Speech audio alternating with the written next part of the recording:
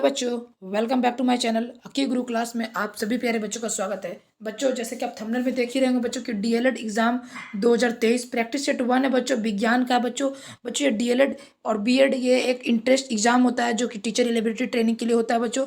इसमें क्या होता है कि बच्चों सभी प्रकार के सब्जेक्ट के एग्जाम होते हैं, हिंदी इंग्लिश एसएसटी होता है बच्चों। ये विज्ञान का सेट है और हमारे इस चैनल के द्वारा बच्चों सभी प्रकार के एग्जाम की तैयारी कराई जाती है बच्चों, जिसमें बोर्ड हो गया और क्लास 10th बच्चों। ये क्वेश्चन जो है सीरीज जो है ये डीएलएड के लिए है, जिसमें 10th के बच्चे भी पढ़ सकते हैं क्योंकि वहाँ के भी प्रश्न बच्चों मिलते जुलते मिलेंगे बच्चों। ठीक है, तो उम्मीद है बच्चों कि आप हमारे इस वीडियो का अंत तक समय तक बने रहिएगा बच्चों। और दूसरी बात कि प्रैक्टिस सेट 1 जो है बच्चों ये है, और भी लगातार वीडियो आते रहेंगी क्योंकि 16 तारीख से आपका एग्जाम स्टार्ट हो चुका बच्चों, होने वाला है बच्चों, हो चुका नहीं होने वाला है। और उससे पहले मैं आपको काफ़ी ज़्यादा तैयारी करवा दूंगा बच्चों, समय कम है, हमें बहुत ज़्यादा पढ़ना है। तो ये प्रैक्टिस सेट 1 है, वीडियो के अंत तक देखें और हमारे चैनल को सब्सक्राइब कर बेल आइकन घंटे प्रेस कर ले ताकि आपको आने वाली सभी वीडियो आसानी से उपलब्ध हो जाए। ठीक है बच्चों, चलिए बात कम पढ़ाई ज़्यादा। आज क्वेश्चन के 100 सीरीज है बच्चों, 100 क्वेश्चन है बच्चों, एक सीरीज में 100 क्वेश्चन मिलेंगे, तो वीडियो के अंत तक जरूर बने रहेगा बच्चों। ठीक है, देखिए पहला प्रश्न क्या है बच्चों। तो पहला प्रश्न प्यारे बच्चों, पहला प्रश्न बच्चों क्या कि कार्य का मात्रक क्या होता है। तो बच्चों कार्य का मात्रक जो होता है वो जूल होता है, ये ऑप्शन बिल्कुल सही हो जाएगा। ठीक है बच्चों, दूसरा प्रश्न सुनिएगा बच्चों। दूसरा प्रश्न है प्रकाश वर्ष किसकी इकाई है। तो बच्चों प्रकाश वर्ष जो है बच्चों दूरी की इकाई है। ठीक है, मैं एक क्वेश्चन बोलूंगा उसका डायरेक्ट आंसर कर दूंगा, समय 4 ऑप्शन में नहीं लूंगा बच्चों। ठीक है, डायरेक्ट आंसर बताते चलूंगा, ऐसे वीडियो बहुत लंबी हो जाएगी अगर 4 ऑप्शन बोलूंगा तो। ठीक है, एम्पियर मात्रक है बच्चों किसका। तो सी ऑप्शन विद्युत धारा का। ठीक है, आपको समय चाहिए तो वीडियो पॉज करके आप समय ले सकते हैं बच्चों। ठीक है, चौथा प्रश्न देखिएगा, निम्नलिखित में से समय का मात्रक कौन नहीं है। तो बच्चों समय का मात्रक जो है वो प्रकाश वर्ष समय का मात्रक नहीं है। ठीक है, चलिए पांचवा प्रश्न देखिएगा बच्चों, पार्श्विक इकाई है किसकी। तो पार्श्विक इकाई जो बच्चों दूरी की है। ठीक है, ए ऑप्शन बिल्कुल सही हो जाएगा। आगे देखिए बच्चों, निम्नलिखित में कौन सा एक सुमेलित नहीं है। तो इसमें से जो सुमेलित नहीं है वो सेल्सियस जो है उसमें का इकाई नहीं है, ये सुमेलित नहीं है। ठीक है बच्चों, चलिए सेल्सियस तापमान की इकाई है। ठीक है, चलिए सातवां नंबर प्रश्न देखिएगा बच्चों, ल्यूमेन किसका मात्रक है। तो ल्यूमेन जो बच्चों ज्योति फ्लक्स का मात्रक है, बी ऑप्शन बिल्कुल सही हो जाएगा। आगे देखिए पास्कल इकाई है, पास्कल किसका इकाई बच्चों, तो दाब का इकाई है, बी ऑप्शन बिल्कुल सही हो जाएगा।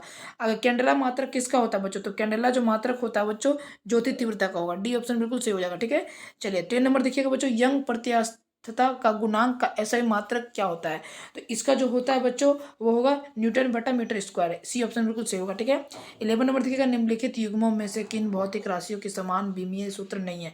तो वो जो है बच्चों बल एवं दाम विमीय सूत्र नहीं है। ठीक है, अदिश राशि कौन सी है बच्चों, तो इसमें अदिश राशि जो है बच्चों ऊर्जा, ऊर्जा एक अदिश राशि है। ठीक है बच्चों, चलिए अगला प्रश्न देखिएगा बच्चों। अगला प्रश्न है निम्नलिखित में सदिश राशि इनमें से कौन है। तो इसमें से सदिश राशि जो है बच्चों वेग सदिश राशि है। ठीक है, आगे देखिए बच्चों, पदार्थ के संवेग और वेग में अनुपात में कौन सी भौतिक राशि प्राप्त की जाती है। तो वो की जाती है बच्चों द्रव्यमान की जाती है, सी ऑप्शन बिल्कुल सही हो जाएगा। ठीक है, आगे देखिए शून्य में स्वतंत्र रूप से गिरने वाली वस्तु का क्या होगा बच्चों, तो इसका समान त्वरण होता है। ठीक है, सी ऑप्शन हो गया। ठीक है, चलिए 16 नंबर देखिएगा बच्चों, शून्य में स्वतंत्र रूप से गिरने वाली वस्तु की या का क्या होता है। तो ये जो होता है बच्चों क्या होता है, समान त्वरण गति होता है। ठीक है बच्चों, समान त्वरण गति होगा, ये बता दिए। आगे देखिए 16 नंबर प्रश्न है, जब 2 kg वाले द्रव्यमान पर 5 न्यूटन का बल लगाया जाता है तो उत्पन्न होने वाला त्वरण क्या होगा। तो उत्पन्न होने वाला त्वरण होगा बच्चों 2.5 मीटर सेकंड स्क्वायर हो जाएगा, ए ऑप्शन बिल्कुल सही हो जाएगा। 17 नंबर देखिए बच्चों, 17 नंबर प्रश्न क्या है, किसी भी स्थिर या गतिशील वस्तु की स्थिति और दिशा में तब तक कोई परिवर्तन नहीं होता जब तक उस पर कोई बाह्य बल सक्रिय ना हो। यह होता है क्या, यह होता है न्यूटन के गति का विषय का प्रथम नियम, ए ऑप्शन बिल्कुल सही हो जाएगा। ठीक है, 18 नंबर देखिए, रॉकेट के सिद्धांत पर कार्य करता है, क्या करता है, तो वह करता है बच्चों संवेग संरक्षण, डी ऑप्शन बिल्कुल सही हो जाएगा। ठीक है, 19 नंबर देखिए, अश्व यदि एकाएक चलना प्रारंभ कर दे तो अश्वारोही गिरने की आशंका के कारण क्या होगा। तो यह हो जाएगा बच्चों विश्राम जड़त्व, सी ऑप्शन बिल्कुल सही हो जाएगा। आगे देखिए 20 नंबर प्रश्न देखिएगा बच्चों, चलती हुई बस जब अचानक ब्रेक लगती है तो उसमें बैठे हुए यात्री आगे की दिशा में गिरते हैं, इसको इसमें किसके द्वारा समझाया जा सकता है। तो ये समझाया जा सकता है न्यूटन का पहला नियम, जब चलती हुई गाड़ी में अचानक ब्रेक लगती है तो यात्रीगण आगे की ओर झुक जाते हैं, तो उसमें कौन सा गति लगता है, तो न्यूटन का पहला। आगे देखिए बल का गुणनफल क्या होता है, तो बल का गुणनफल बच्चों द्रव्यमान और त्वरण का गुणनफल होता है, याद रखना द्रव्यमान और त्वरण का, यहाँ पे द्रव्यमान और त्वरण लिखा हुआ है। ठीक है, देखिए आगे देखिए 22 नंबर, शरीर का वजन बच्चों, शरीर का वजन ध्रुवों पर अधिकतम होता है, बी ऑप्शन बिल्कुल सही होगा। ठीक है, किसी मनुष्य का भार पृथ्वी पर यदि 600 न्यूटन है तो चंद्रमा पर उसका भार कितना होगा, तो उसका चंद्रमा में जो भार होगा बच्चों 100 न्यूटन का, डी ऑप्शन बिल्कुल सही हो जाएगा। ठीक है बच्चों, 24 नंबर प्रश्न की ओर बढ़ते हैं बच्चों। बच्चों चैनल पर जो बच्चे नए हैं अभी तक चैनल को सब्सक्राइब नहीं किया तो सब्सक्राइब कर बेल आइकन घंटी प्रेस कर ले, बिकॉज हमारे चैनल के द्वारा लगातार मोस्ट इंपॉर्टेंट वीडियो दी जाती है बच्चों, अच्छे अच्छे कंटेंट करवाया जाता है ताकि बच्चों का हर एक प्रकार का एग्जाम क्लियर हो सके। ठीक है, 24 नंबर प्रश्न देखिएगा बच्चों, 24 नंबर प्रश्न क्या है, पृथ्वी की सतह पर किसी का भार 29.4 न्यूटन है तो उसका द्रव्यमान कितना होगा? तो उसका द्रव्यमान जो होगा बच्चों 3 किलोग्राम, 3 की ग्रा, ठीक है, 3 किलोग्राम होगा। चलिए 25 नंबर प्रश्न की ओर बढ़ते हैं। एक अंतरिक्ष यात्री पृथ्वी की तल की तुलना में चंद्र पर अधिक ऊंची छलांग लगा सकता है क्योंकि वह चंद्रमा तल पर गुरुत्वाकर्षण पृथ्वी तल के गुरुत्वाकर्षण से अति अल्प होता है। सी ऑप्शन बिल्कुल अधिक हो जाएगा, ठीक है, सही हो जाएगा, ठीक है। चलिए 26 नंबर देखिएगा बच्चों। 26 नंबर, 1 किलोग्राम राशि का वजन कितना होता है? तो ये जो होता है बच्चों 9.8 न्यूटन होता है। सी ऑप्शन बिल्कुल हो जाएगा सही। जड़त्व, आघूर्ण व कोणीय त्वरण का गुणनफल होता है कैसा? तो वो होता है बच्चों टॉर्क होता है। बी ऑप्शन सही हो जाएगा, ठीक है। बच्चों क्या है ना कि मैं लाइव क्लास भी ले सकता हूँ, ऐसा नहीं है, लेकिन मैं लाइव क्लास इसलिए नहीं ले पाता क्योंकि यहाँ पर जो एरियाज है उतना बेटर नहीं हो पाता है, काफ़ी ज़्यादा मैकिंग नॉइज होती है, काफ़ी ज़्यादा शोरगुल होता है, इसलिए मैं वीडियोस अपलोड रिकॉर्ड करके अपलोड कर देता हूँ। बच्चों मुझे तो आपको सिर्फ पढ़ाने से मतलब है, लाइव पढ़ाऊँ या ऑफलाइन पढ़ाऊँ या फिर ना लाइव पढ़ाऊँ, बस आपको शिक्षा मिलनी चाहिए बच्चों हमारे द्वारा, ठीक है। चलिए 28 नंबर प्रश्न देखिएगा बच्चों। 28 नंबर प्रश्न क्या है? जल के आयतन में क्या परिवर्तन होगा यदि तापमान 9 डिग्री सेल्सियस गिराकर 3 डिग्री सेल्सियस कर दिया जाता है? तो बच्चों वो जो होगा आयतन के पहले घटेगा और बाद में बढ़ेगा। सी ऑप्शन बिल्कुल सही हो जाएगा, ठीक है। 29 नंबर देखिएगा प्रश्न कि एक बीकर में पानी बर्फ तैर रही है, जब बर्फ पूर्णतः पिघल जाएगी तो बीकर में पानी का तल क्या होगा? तो बीकर में पानी का तल जो बच्चों उतना ही रह जाएगा। सी ऑप्शन बिल्कुल सही हो जाएगा, ठीक है। आगे देखिए, जब किसी बोतल में पानी भरा जाता है और उसे जमने दिया जाता है तो बोतल टूट जाती है, क्योंकि इसलिए टूट जाती है क्योंकि प्यारे बच्चों पानी जमने पर फैलता है, ठीक है। ए ऑप्शन बिल्कुल सही हो जाएगा। चलिए 31 नंबर देखिएगा। सड़क पर चलने की अपेक्षा बर्फ पर चलना कठिन है, क्योंकि तो इसलिए बच्चों क्योंकि बर्फ सड़क की अपेक्षा घर्षण कम होता है। डी ऑप्शन बिल्कुल सही हो जाएगा, ठीक है। आगे देखिए, एक नदी में चलता हुआ जहाज समुद्र में आता है तब जहाज का स्तर कैसा हो रहेगा? तो बच्चों उसका जो रहेगा वो थोड़ा ऊपर आ जाएगा। बी ऑप्शन बिल्कुल सही हो जाएगा, ठीक है। चलिए 33 नंबर देखिएगा। लोहे की कील पारे में क्यों तैरती है जबकि यह पानी में डूब जाती है? तो क्या होगा? तो इसलिए बच्चों क्योंकि लोहे का घनत्व पानी से अधिक तथा पारे से कम होता है। सी ऑप्शन बिल्कुल सही होगा। 34 नंबर देखिएगा। पानी का घनत्व अधिकतम होता है बच्चों तो 4 डिग्री सेल्सियस पर होता है, ठीक है। बी ऑप्शन बिल्कुल सही हो जाएगा, ठीक है। आगे देखिए 35 नंबर, वस्तु की मात्रा बदलने पर अपरिवर्तित रहेगा क्या? तो बच्चों घनत्व अपरिवर्तित रहेगा। डी ऑप्शन सही हो जाएगा। चलिए 36 नंबर देखिएगा। समुद्र में प्लवन करते आइसबर्ग का कितना भाग समुद्र की सतह से ऊपर होता रहता है? तो वो जो रहता है बच्चों वह बी ऑप्शन 1/10 भाग बिल्कुल ऊपर रहता है, ठीक है।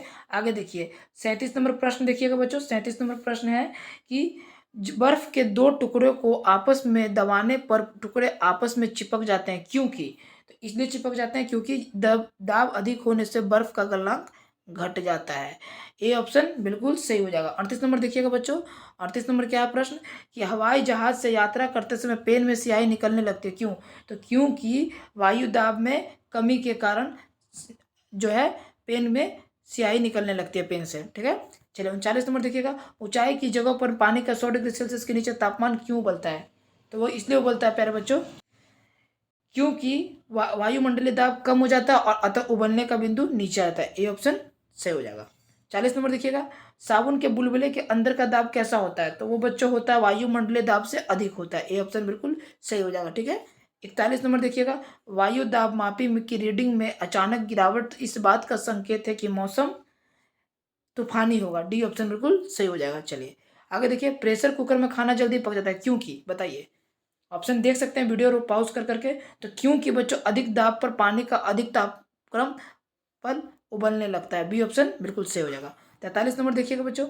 हाइड्रोजन में भरा रबड़ का गुब्बारा वायु में ऊपर जाकर फट जाता है, क्योंकि वायु दाब घट जाता है, ठीक है। डी ऑप्शन बिल्कुल सही हो जाएगा। आगे देखिए 44 नंबर प्रश्न क्या है बच्चों।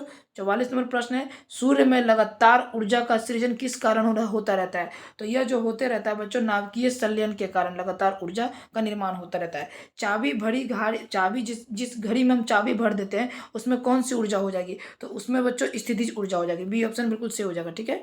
ठीक है आगे देखिए 46 नंबर प्रश्न। जब हम रबड़ के गद्दे के वाले सीट पर बैठते हैं या गद्दे पर टेलते हैं तो लेटते हैं तो उसका आकार परिवर्तित हो जाता है। ऐसे पदार्थ में क्या पाया जाता है? तो ऐसे पदार्थ में बच्चों स्थिति ऊर्जा पाई जाती है। बी ऑप्शन बिल्कुल सही हो जाएगा, ठीक है। आगे देखिए निम्नलिखित में किसमें गतिज ऊर्जा नहीं होती है? तो बच्चों खींचा हुआ धनुष में गतिज ऊर्जा नहीं होती है। डी ऑप्शन बिल्कुल सही हो जाएगा, ठीक है। आगे देखिए 48 नंबर प्रश्न देखिएगा बच्चों। जब एक चल वस्तु की गति से दुगनी हो जाती है तब उसकी गतिज ऊर्जा कैसी रहेगी? तो उसकी गतिज ऊर्जा बच्चों चौगुनी हो जाती है। बी ऑप्शन सही हो गया। 49 नंबर देखिएगा बच्चों। निम्नलिखित में कौन सा नियम इस कथन को वैध ठहराता है कि द्रव को ना तो सृजन किया जा सकता है और ना ही विनाश। तो 49 नंबर का हो जाएगा बच्चों ऊर्जा संरक्षण का नियम, ए ऑप्शन बिल्कुल सही हो जाएगा। ठीक है, 50 नंबर देखिएगा, साइकिल चलाने वाला मोड़ लेते समय क्यों झुकता है। तो साइकिल चलाने वाला मोड़ लेते समय बच्चों इसलिए झुकता है क्योंकि वो झुकता है ताकि गुरुत्व केंद्र के आधार की ओर अंदर बना रहे और उसे गिरने से बचाया जा सके, बी ऑप्शन सही हो जाएगा। चलिए 51 नंबर देखिएगा, दूध से क्रीम निकालने पर कौन सा बल लगता है। तो बच्चों दूध से क्रीम निकालने पर जो बल लगता है वो अपकेंद्रीय बल लगता है, ए ऑप्शन बिल्कुल सही हो जाएगा। आगे देखिए, जब एक पत्थर को चांद की सतह पर पृथ्वी पर लाया जाता है तो इसका क्या बदलाव होगा। तो इसमें जो बदलाव होगा बच्चों क्या हो जाएगा, वो इसका भार बदल जाएगा परंतु द्रव्यमान वही रहेगा, बी ऑप्शन सही हो जाएगा।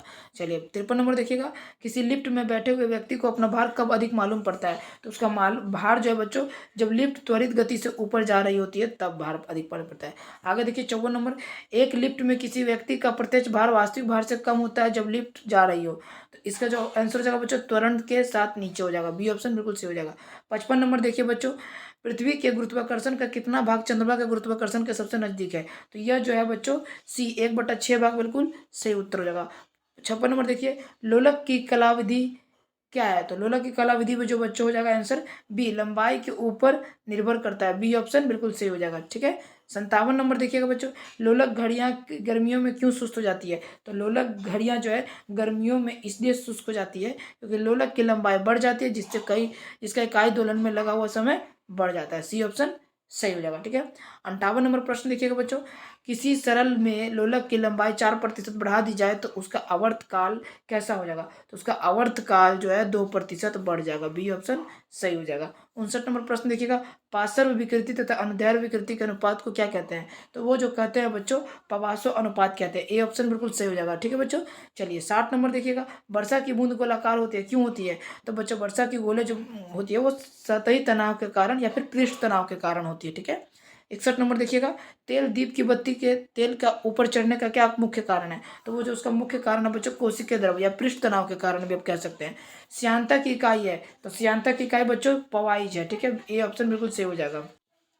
63 नंबर देखेंगे बच्चों, 63 नंबर, उत्प्लावकता से संबंधित उत्प्लावकता से संबंधित वैज्ञानिक कौन है। तो बच्चों उत्प्लावकता से जो वैज्ञानिक संबंधित है वो आर्किमिडीज जी है। ठीक है, आर्किमिडीज। ठीक है, आगे देखिए, महान वैज्ञानिक आर्किमिडीज संबंधित थे किस चीज से। तो वो जो संबंधित थे बच्चों किस चीज से, तो ग्रीस से। किससे बच्चों, तो डी ऑप्शन से हो जाएगा, ग्रीस से संबंधित थे। ठीक है, आगे देखिए, ध्वनि तरंगों की प्रकृति कैसी होती है। तो ध्वनि तरंगों की प्रकृति जो अनुदैर्घ्य होती है, बी ऑप्शन से हो जाएगा। 66 देखिएगा, अपने उड़ान पथ में अवरोधकों की पहचान के लिए चमगादड़ निम्नलिखित तरंगों में से कौन सी तरंग का उपयोग करते हैं। तो वो जो करते हैं प्यारे बच्चों वो प्राश्रव्य तरंग उत्पन्न करते हैं, सी ऑप्शन सही हो जाएगा। ठीक है, 67 नंबर देखिएगा, प्राश्रव्य में ध्वनिया में जिनकी आवृत्ति होती है वो कैसी होती है। तो वो होती है 20,000 हर्ट्ज से अधिक होती है, ए ऑप्शन से हो जाएगा। आगे देखिए, ध्वनि तरंगे है, तो ध्वनि तरंगे बच्चों लंबत है, ए ऑप्शन बिल्कुल सही हो जाएगा।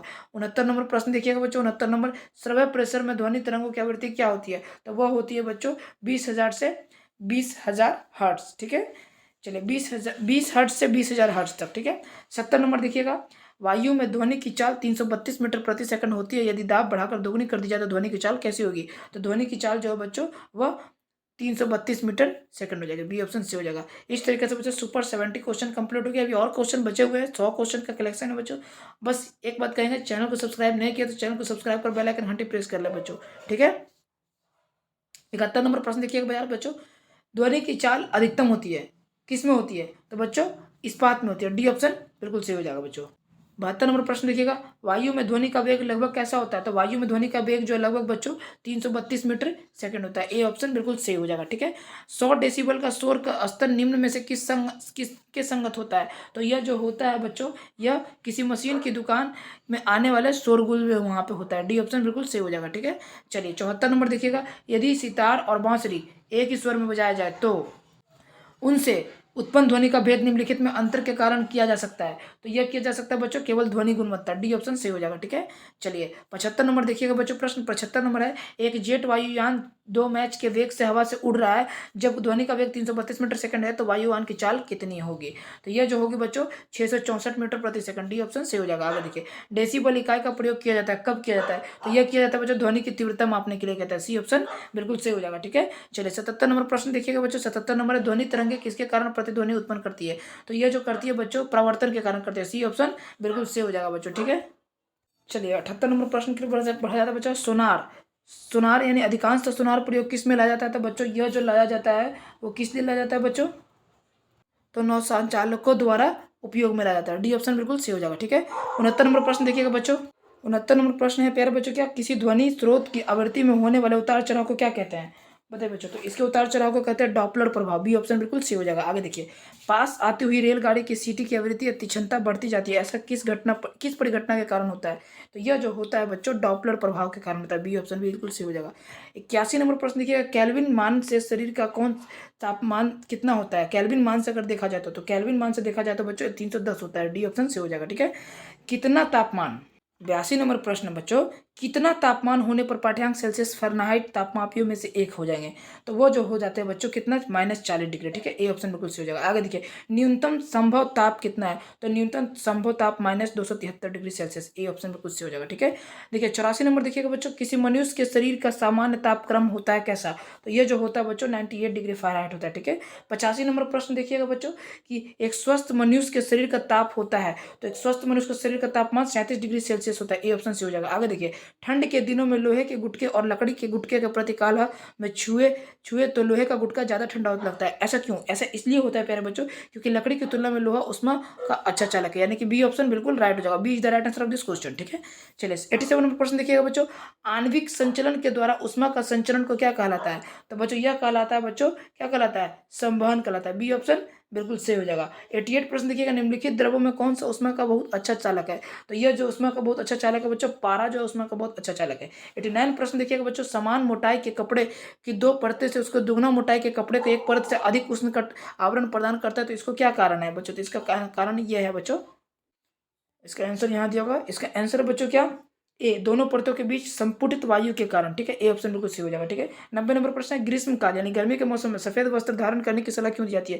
क्योंकि ऐसा इसलिए होता है क्योंकि सफेद वस्त्र ताप का अवशोषण कम करते हैं और हमें गर्मी कम फील होती है, ठीक है। 91 प्रश्न देखिएगा बच्चों कि न्यून तापमानों को अनुप्रयोग होता है किस में होता है? तो यह जो होता है बच्चों अंतरिक्ष यात्री चुंबकीय प्रत्युत्थापन दूरीमिति में, ठीक है, दूरीमिति में। ये हो गया डी ऑप्शन बिल्कुल सही, ठीक है। चलिए 92 नंबर देखिएगा बच्चों, तेज हवा वाली रात्रि में ओस नहीं बनती क्योंकि? तो इसलिए नहीं बनती क्योंकि वाष्पीकरण की दर तेज होती है, ठीक है। इवेपोरेशन काफी तेजी से होता है, ठीक है। आगे देखिए, ठोस कपूर में कपूर वाष्प में बनने की प्रक्रिया को क्या कहते हैं? तो वो कहते हैं बच्चों ऊर्ध्वपातन कहते हैं। डी ऑप्शन बिल्कुल सही हो जाएगा, ठीक है। चलिए 94 नंबर देखिएगा बच्चों, मनुष्य आर्द्रता में परेशान महसूस करता है क्योंकि इसके निम्न में से उपयुक्त कारण क्या है? तो इसका उपयुक्त कारण है बच्चों पसीना की आर्द्रता के कारण वाष्पित नहीं होना। सी ऑप्शन बिल्कुल सही हो जाएगा, ठीक है।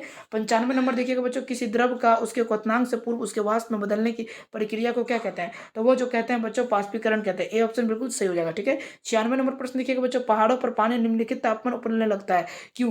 क्योंकि 100 डिग्री सेल्सियस से वो कम होता है इसलिए। भाप से अधिक जलता है अपेक्षाकृत उबलते जल से क्योंकि? 97 नंबर प्रश्न। तो बच्चों इसका राइट आंसर हो जाएगा बच्चों ए, भाप गुप्त ऊष्मा होती है, ठीक है। 98 नंबर देखिएगा बच्चों, 98 नंबर प्रश्न बच्चों, ऊष्मा गतिकी का प्रथम नियम की अवधारणा की पुष्टि कौन करता है?